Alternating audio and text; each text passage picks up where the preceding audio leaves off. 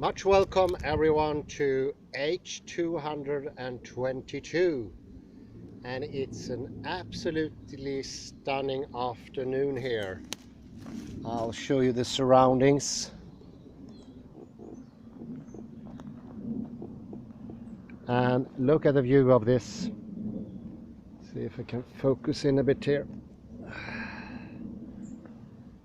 There is a marvelous scenery, although it's a bit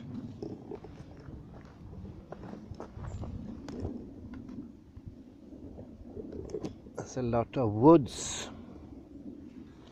And that brings me into Swedish expression: you can't see the forest for all the trees. And it might be happening now when we are intensely going into the much complicated thinking of David Bohm. It will take a while until things, so to speak, clears up. Apologizes.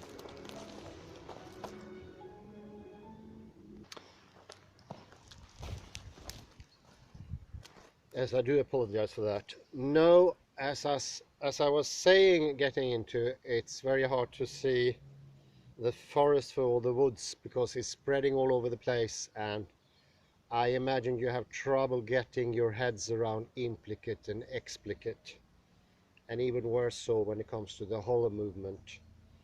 But these things have an immense value because these could be the actual tools of opening up an understanding for what not only quantum physics is, but in all areas of knowledge. Already been using that for language and how language work, and we have implicit meaning and we have explicit meaning. Memory is quite astonishing. As you know, uh, explicit and implicit memory is already something people are discussing in neurology, and it has to do with, we think, the brain is rather a hologram, and in that aspect is very similar to universe as a whole. So what is this thing, a hologram?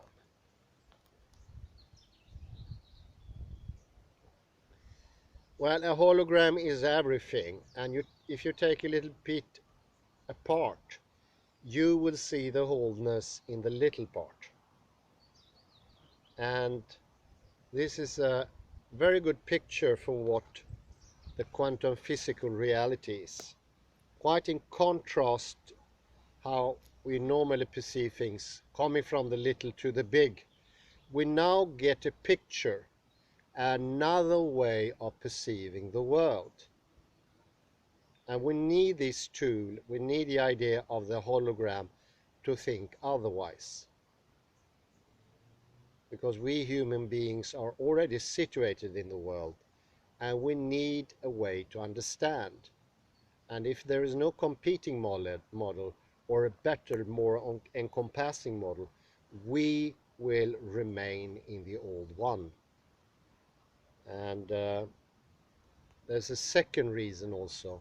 This is the start of waking up the body, because the body plays a large role when it comes to quantum physics and health, the name of the series. Quantum physics, I would say, is the only way of healing our system, because it heals both what we are thinking about the world and how we're using our bodies.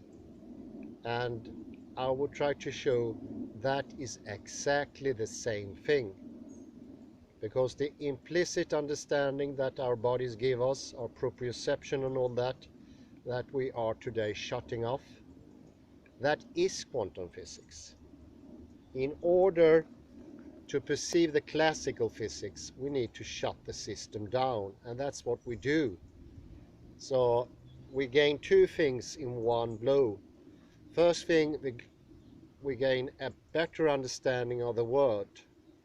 We will be able to do more exact calculations, predictions, understanding of the world, whereas the classical physical understanding of the world is extremely dull.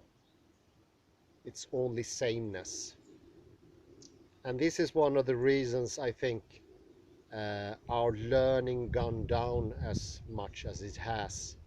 Today, high learning is mostly about repeating long, tedious words in a long row. It's just the shape of knowledge. Like a friend of mine who came to Sweden, for instance, from England, a much more, how do you say, high level society when it comes to old education. They have their own old university. But what he mentioned was a bunch of people trying to imitate knowledge. They're using the same words and thereby almost like magic, they were hoping with the bigger words and the more complicated words would the knowledge come.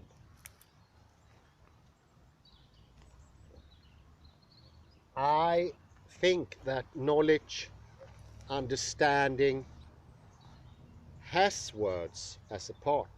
Words, sentences, definitions, they are very important. It's not completely wrong, but it need to be added something else, and that's the substance. That's the body. That's the flesh of knowledge. And without a contact with the body, we are not firmly grounded in reality. So health and understanding and knowledge, those things are inseparable. And they're also inseparable in the new world picture that David Bohm is painting.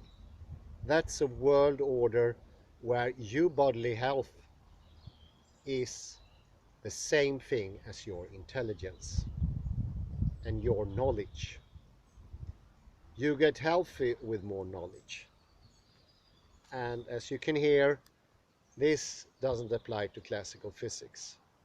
Today, you can be very unhealthy, you can have a misuse of your body, and you can still be judged a knowledgeable man. It's even so, the most knowledgeable are the ones who has least contact with their bodies. For them, the bodies are just something extra. Being in the world, existing.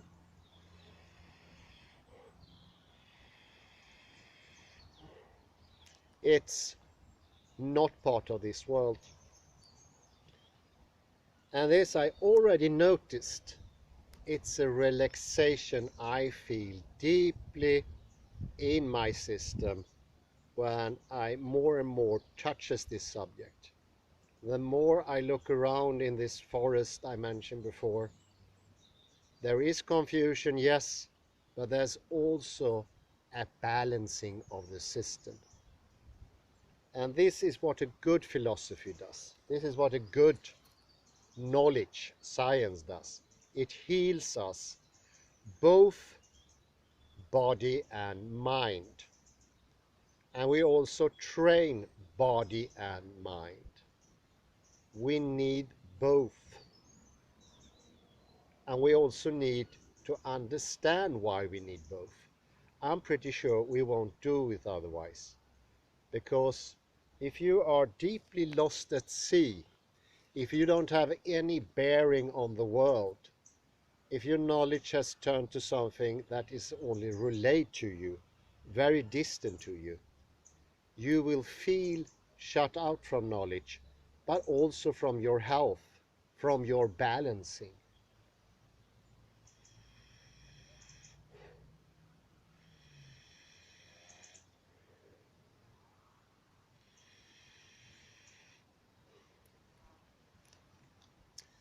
I attended the local parish the other day. I wanted to lit a candle when I could not be a part of the funeral of our beloved friend Kjell Burman. So I went to the local parish and I lit a candle in the church.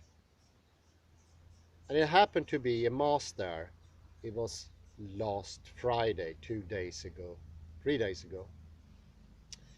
And I noticed the presence in the people, how they were balanced in a way I haven't seen in the Western world as such. I also noticed the priest and his helpers, the autoclericas, how they were present for everyone, not only in the words but also bodily. The body plays has a very important place to play in the Orthodox ceremony. It's very obvious. You move about, you do things with your body, you cross yourself, you prostrate, you kiss, and you do this in a fashion that is spiritual, because the body is here. And I would say that's the wholeness. And maybe to some point, these people see that the wholeness is there, is in the church. And they easily come in contact with the holiness, with the wholeness. You see, holiness and wholeness are connected. They have always been. And in the admiration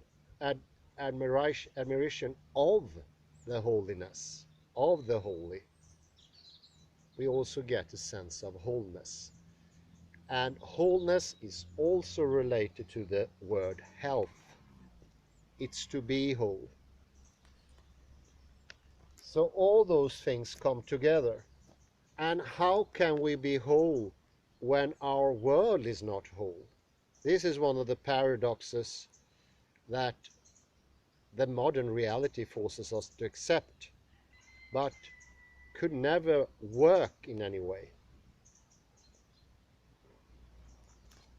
I'd say to be whole in the world system, where there is the universe, where there's our bodies, where it's our spirit, it's the same thing.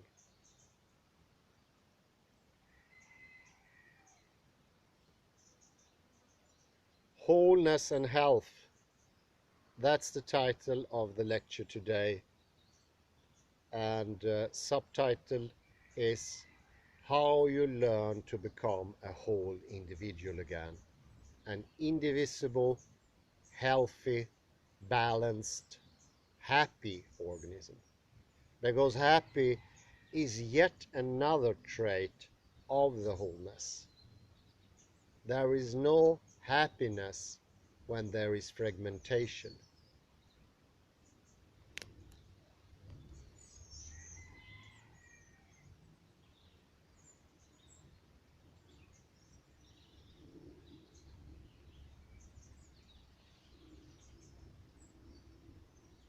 When we are working with the implicate order, one begins with an undivided wholeness of the universe.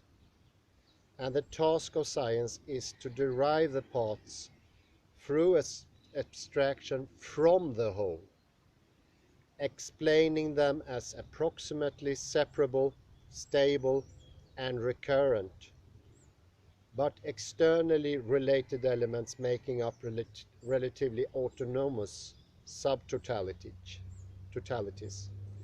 which are to be described in terms of an explicate order.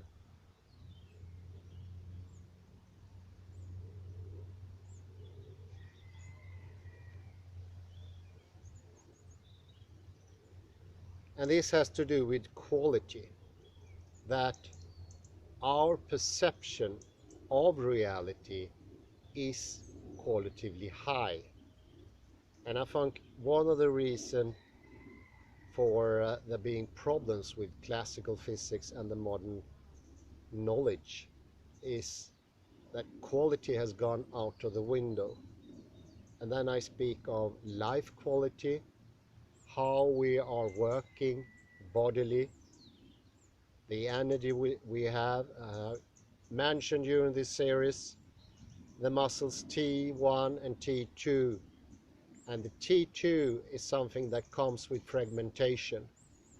those means the separation of body and mind is in effect. That's the bodily situation of trying to believe in classical physics or being in classical physics.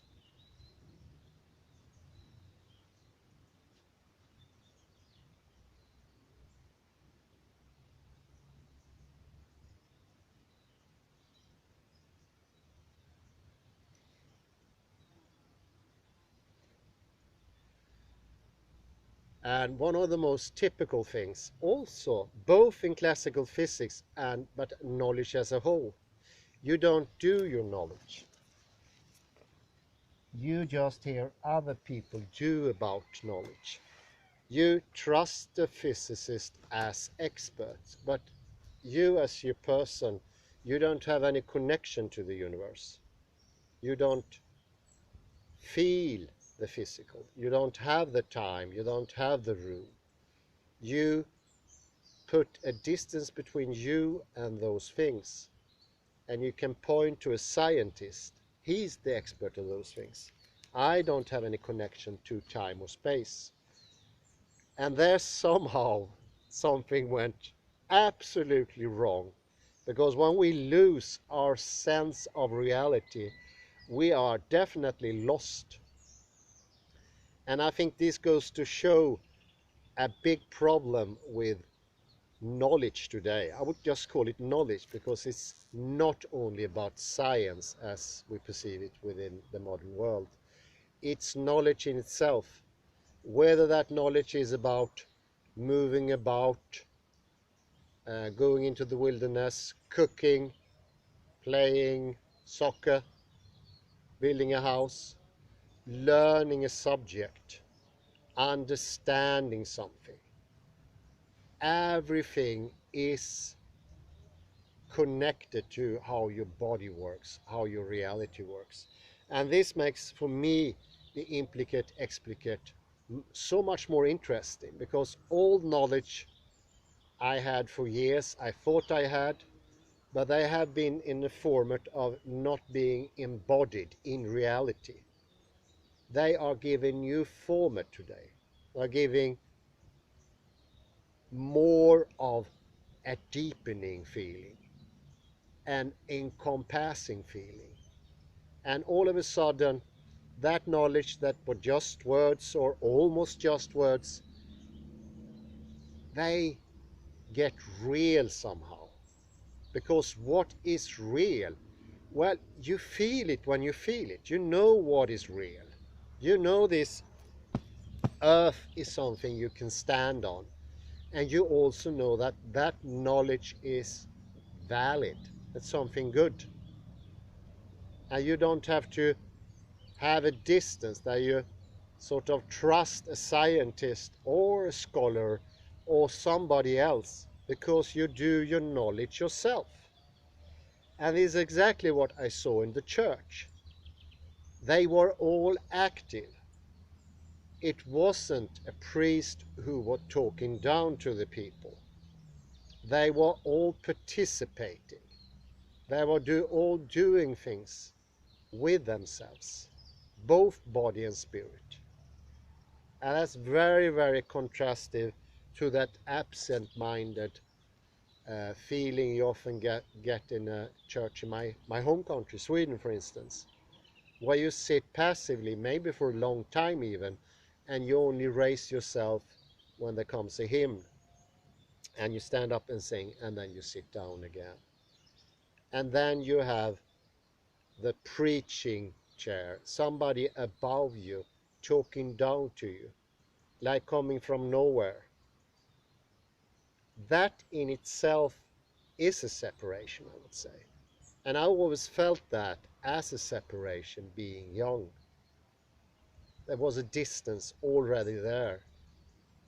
And what David Bohm actually is pointing is a wholeness for the whole human being. It's a wholeness that makes us healthy because we are healthy. We were healthy. We have that health.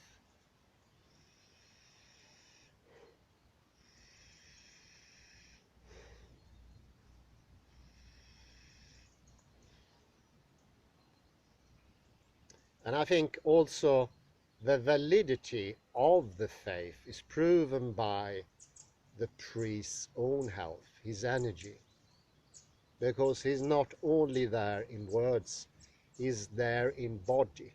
Something is completely real, and you can feel from the body this reality. It's a presence.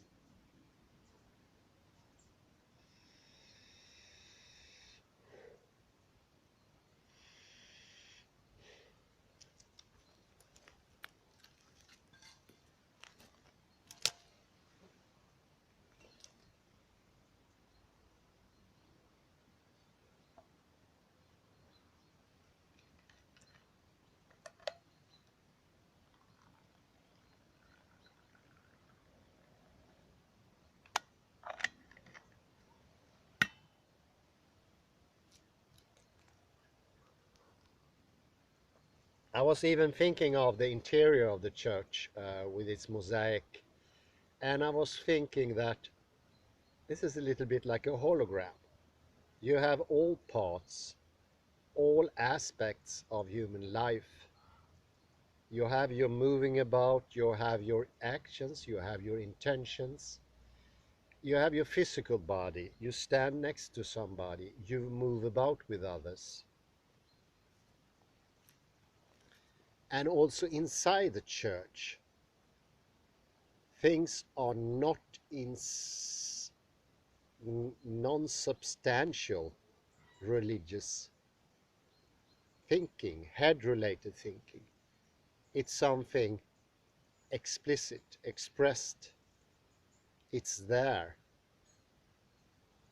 And by making this church a holy place, you make something special. Nothing is the same. It's not the sameness as we have in the Western culture, where everything is the same and thereby it's nothing. Something comes from being different. It's a bit of Derrida difference to it. Even more substantiated is in the movement between what is explicit and what is implicit. We have this movement. And sure, I could really feel that in the sermon. When I hear the voice of the priest, and you can hear that he is in a balanced position. He's there and now. He's presencing. I have no better word for that. It was like a closed place for holiness. It was a place you felt sacred. And also because that was a place that's been sacred for a very, very long time. That adds, time adds to the feeling.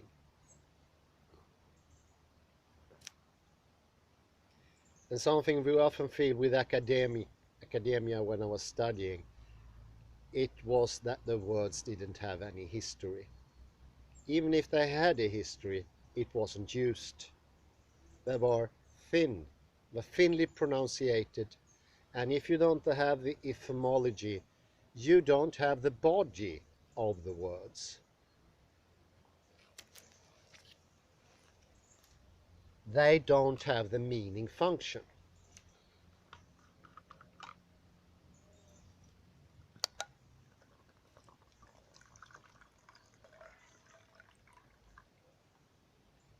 And I think when we borrowed knowledge to Sweden from other countries, it was a little bit like we were throwing out the baby with the bathwater.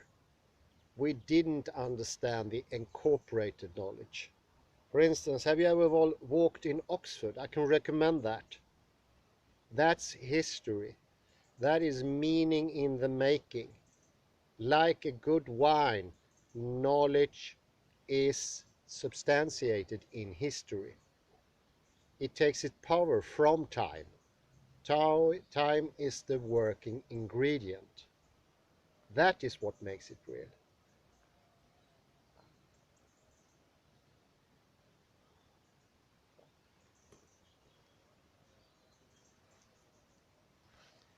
only taking the surface, the shallowness of knowledge, could actually make you shallow as well. You start mistaking the words for knowledge.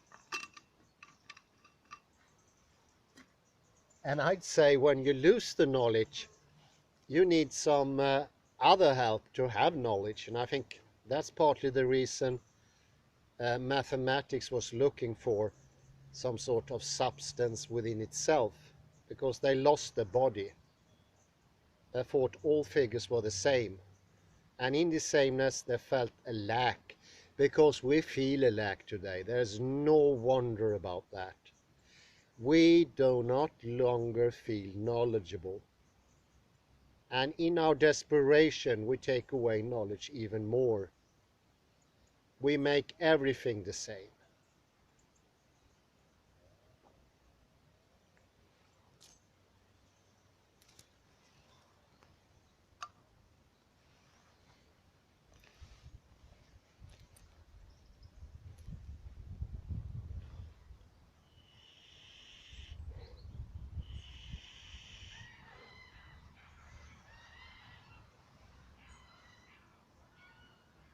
I often thought about academia in a way that it was a sterile system, almost what Hilbert and Gould tried to make of mathematics, without differences, where everything was stranded in sameness.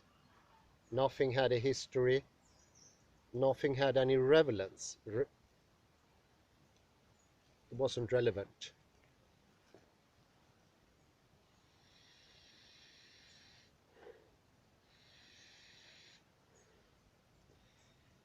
Here in the Greek mass, when people spoke, it had force. It was a booming voice that went to the very, very bottom of the chest. It could be heard all over the parish and further to other parishes. This is grounded. This is being present. This is being balanced and healthy and whole.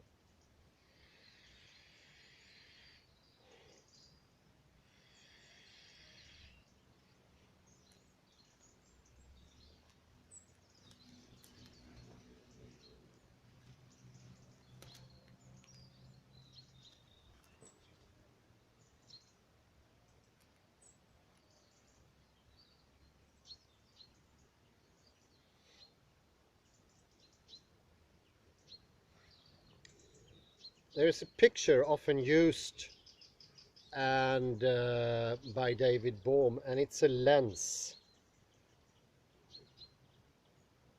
Or there's a way of going into the wholeness with our intuition and general experience.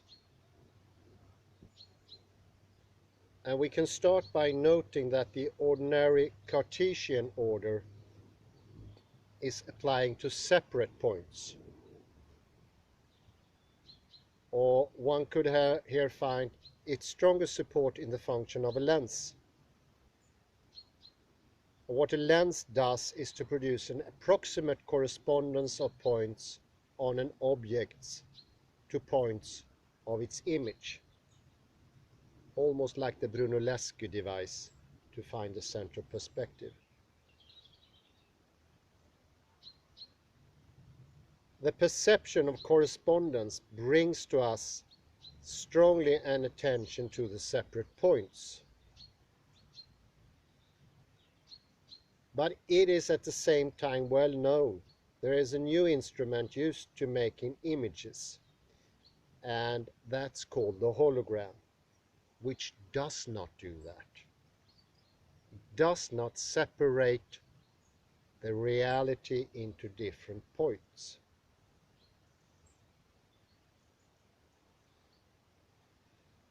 We have a whole reality even in the most diminutive things. It's scale independent. And so is the world. And when we put all these regions together, we will still obtain an image of the whole object.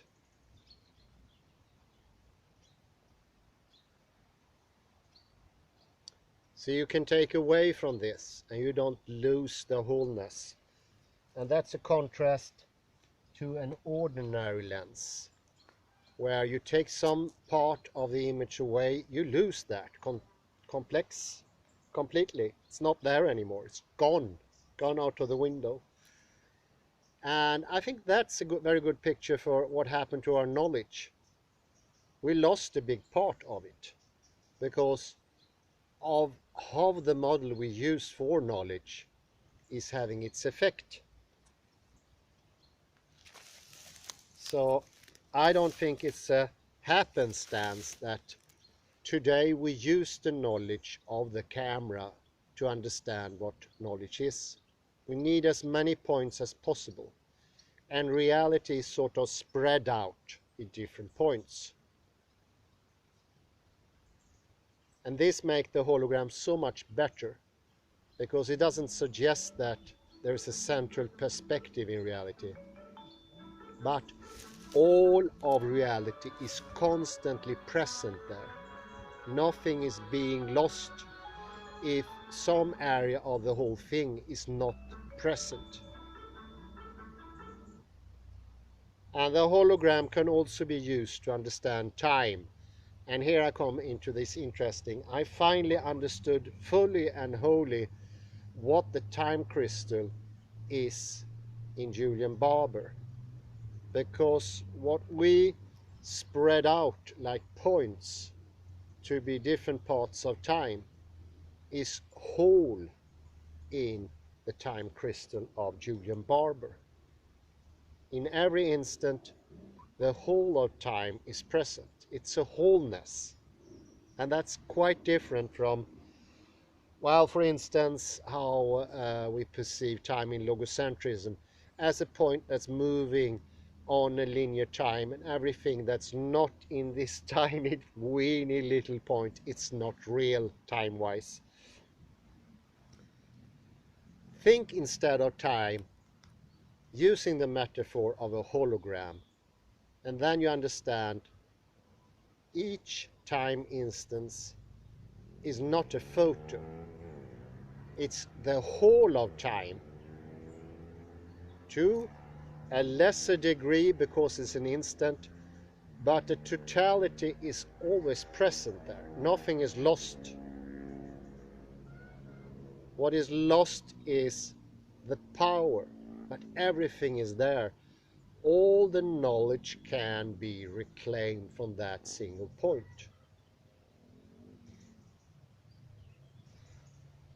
So you see here, I would say it's impossible to think in those terms without using a vehicle for the thinking. You need a model for the thinking. And this is the reason why these different tools need to be repeated, used, and being corporal, need to be embodied. And when we constantly use something, we will actually be doing the same thing as the mathematician does. They practice, like the scientists, they practice. And it's no longer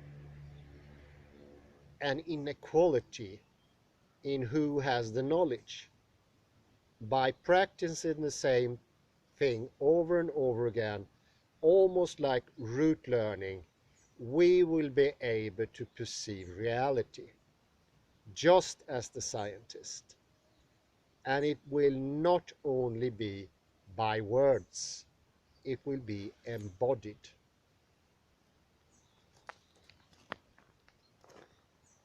So do us a favor and stand sternly and take in all of reality and ponder the hologram a little bit. Isn't it interesting?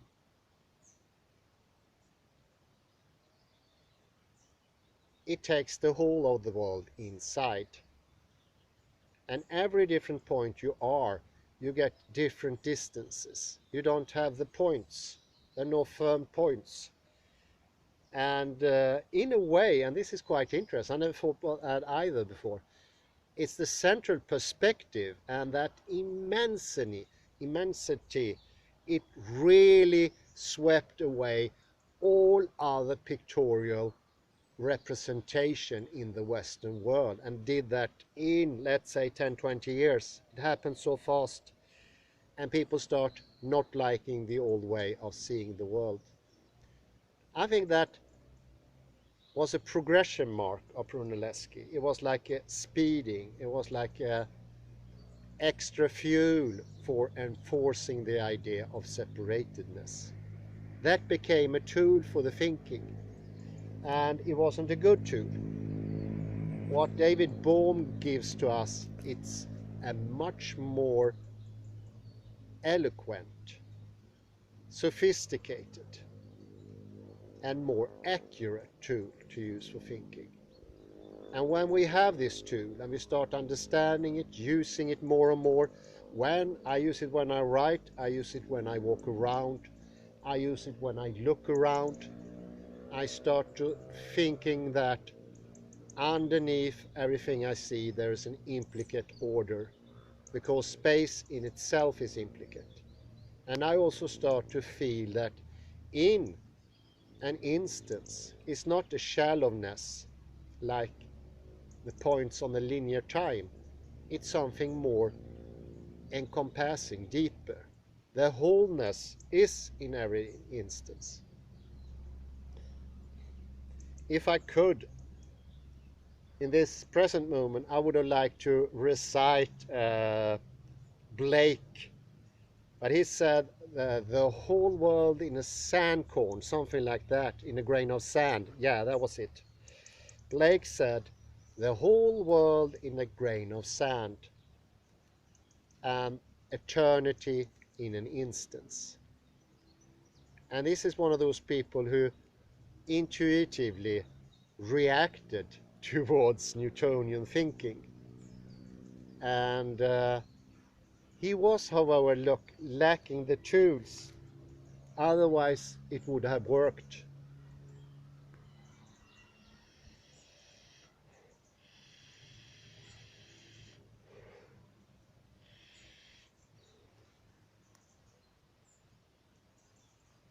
And this is part of why I wanted to repeat this often, because it should be part of the root learning, and implicit, explicit should be in the primary school.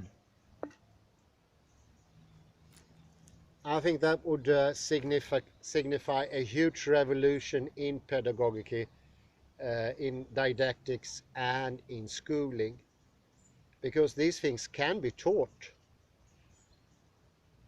And that makes a huge difference. I know now these days they have, at least in Swedish high school, few hours of quantum physics. But it doesn't help much, because that will be perceived with the old tool, the tool of the lens, the camera obscura of Brunelleschi, the idea of the world being a flat surface with distant points.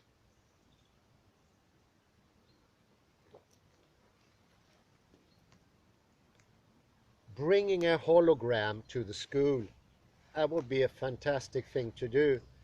Both show how a hologram is made, and then look at the hologram and see everything is in there, and then breaking it and showing, look, in a single little part, all of reality is shown. And this is also what I was thinking with the church, with a sermon I visited last Friday. Oh dear.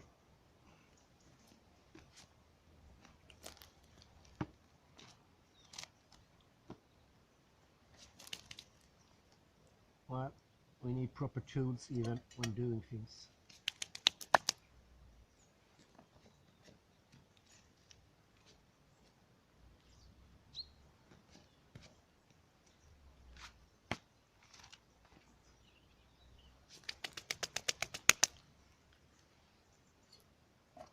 In the church, you are presented with little pieces from the hologram, the hologram that makes up the wholeness. And those little pieces are like the little glass pieces. Hologram are usually glass. You can look in them and see the whole. And that's how an icon works. An icon is a little part of the hologram, the whole reality of the whole, of the spiritual. And you can look into it and you can see its depth. And oddly enough, I know an icon painter. She used to come to the local church meeting times we had down together with Kjell Burman, uh, my beloved friend. Uh, and she was an icon painter. And I remember that she said the specific with the icon, it's made of so many different layers. It's not one layered like water painting or a modern acrylic painting. It's layer upon layer, and for each layer it's put some varnish to the whole thing, and then you get a depth. So also within the icon it's a hologram, but the icon in itself is part of the godlike structure. And the whole church, the inside, was to give the perception of something greater, but also directly perceive it, not only as representation. That would happen in the Western church. You represent it by words, but here you actually see it, and you realize the ones who did this were informed. It's knowledge behind that, and corporal knowledge, but also a knowledge that had taken time.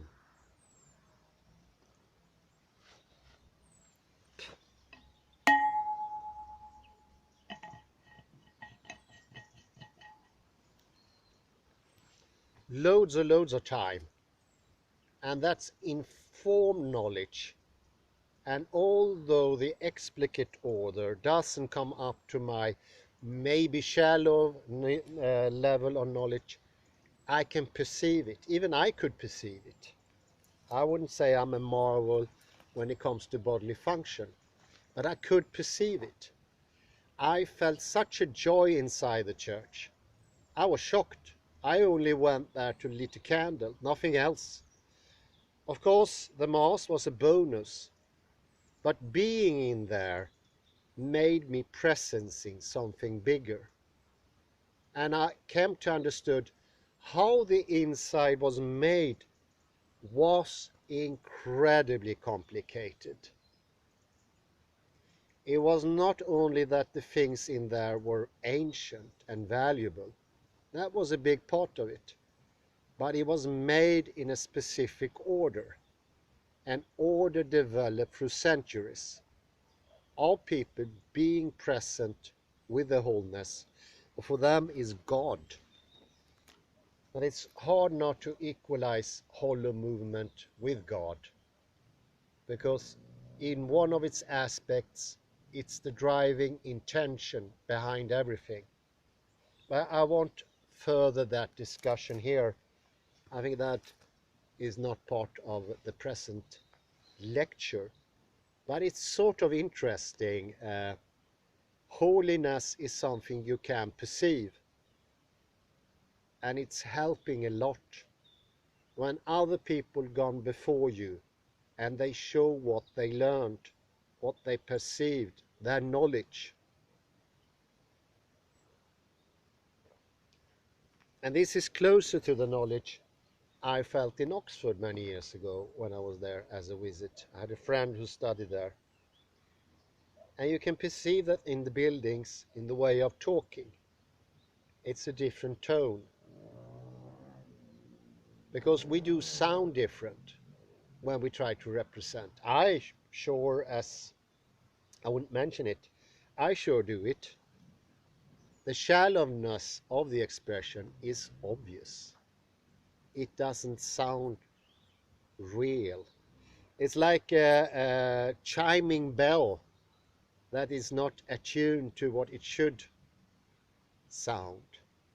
It doesn't resound in a beautiful way, because beauty has a part in this too. And this beauty is the profundity of the religious experience for these people.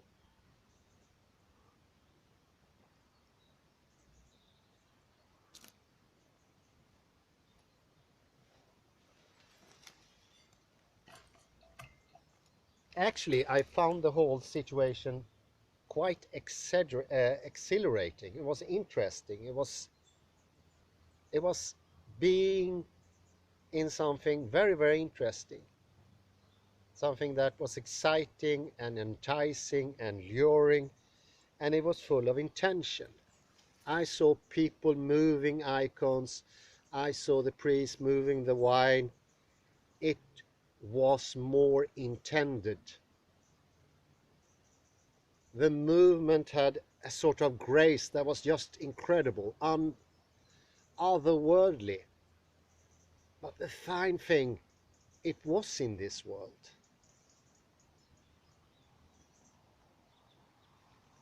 Representation up in the head, transcendent the modern world, where we say something proves itself and all the places are actually the same.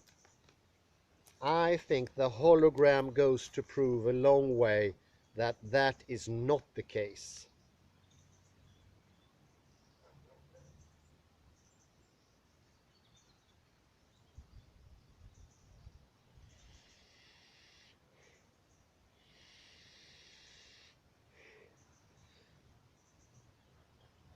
And the hologram in itself doesn't look like an ordinary object at all. But it does give rise to an image that is very, very close to an object when it's suitably illuminated. And at a quick inspection, it doesn't seem to have any significant order to it. And yet, there must somehow be in it an order that determines the order of points that will appear in the image when it's illuminated. This is the implicit order. But the basis root of the word implicit means enfolded. So in some sense, the whole object is enfolded in each part of the hologram rather than being in point-to-point correspondence.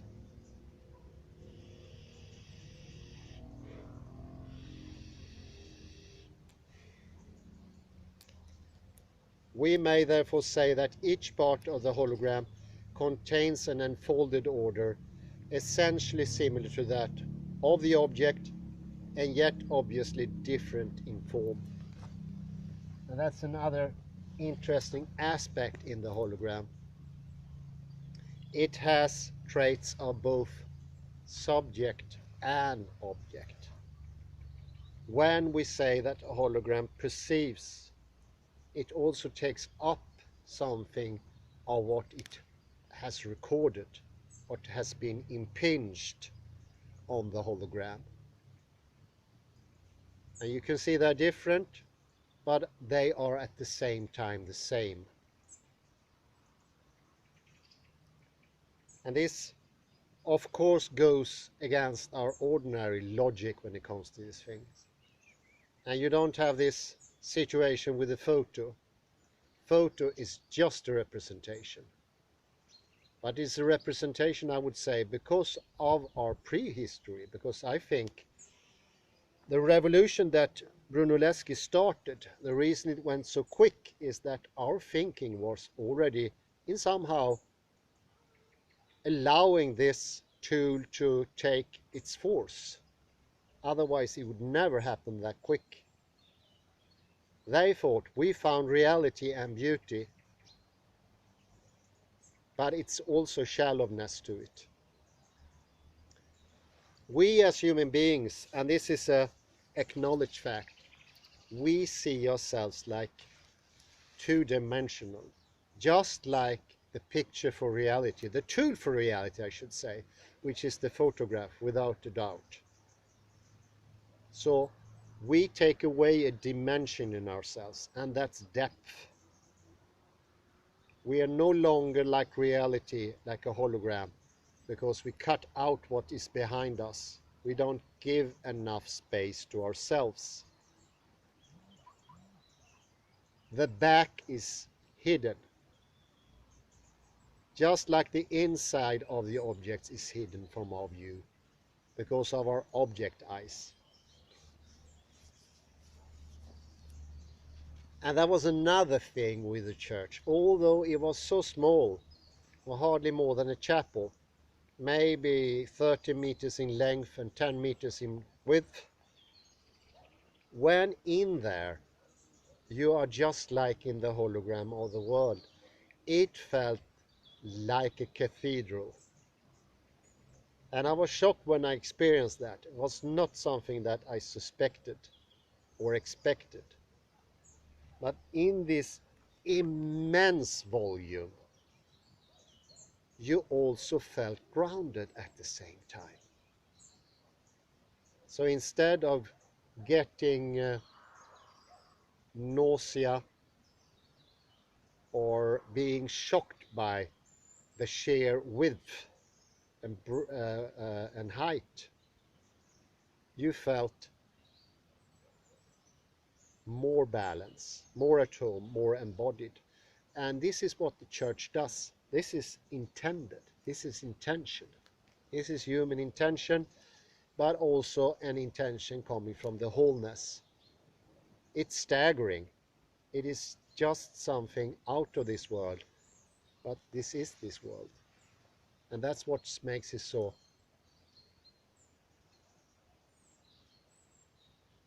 incredibly interesting.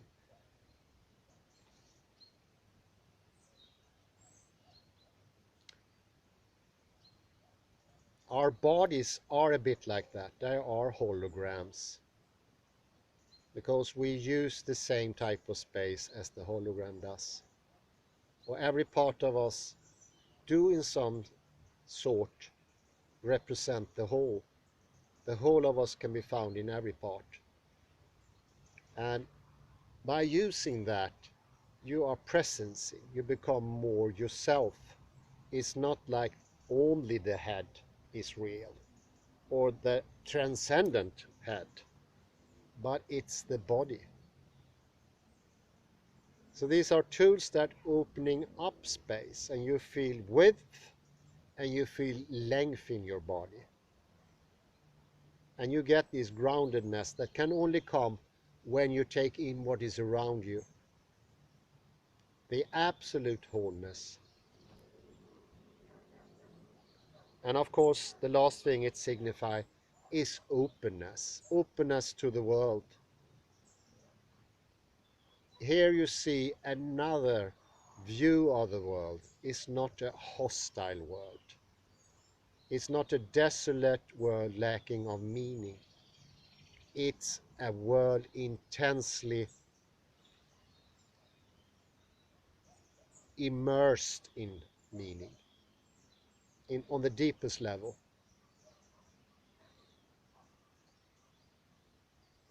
Few times I experienced something so real just by accident. Maybe that was causing the realness coming by so strongly. I don't know, but it was absolutely amazing. And the calmness I felt, it lingered on for a long while.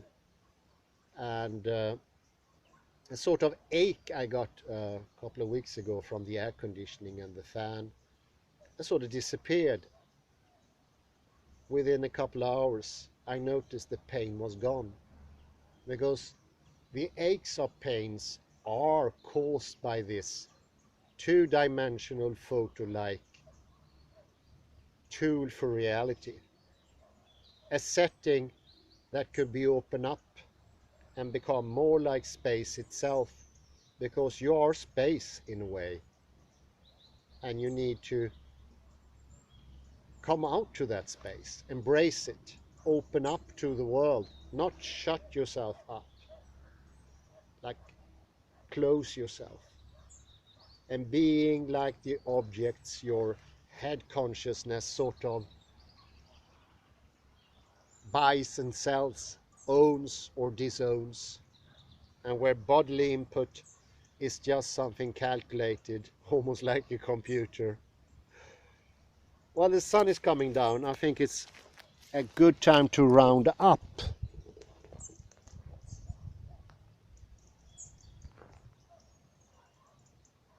I end here by showing all the beauty that's around me here. Isn't that amazing?